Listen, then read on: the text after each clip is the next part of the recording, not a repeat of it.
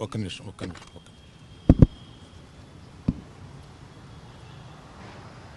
ఈరోజు కాదు, నిన్న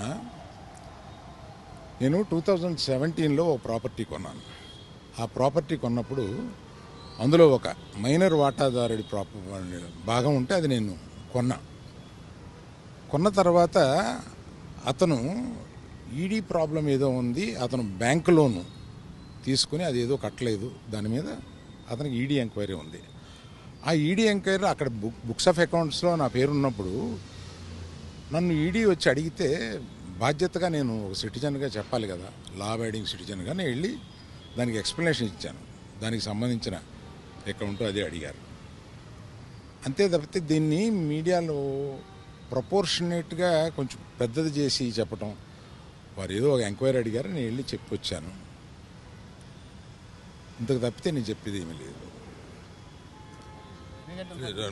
ఏమండి, అవన్నీ నేను ఒక కేసు అక్కడ ఈడీలో ఉన్నప్పుడు నేను ఇవన్నీ చెప్పడం కరెక్ట్ కాదు, చెప్పలేను. Thank you.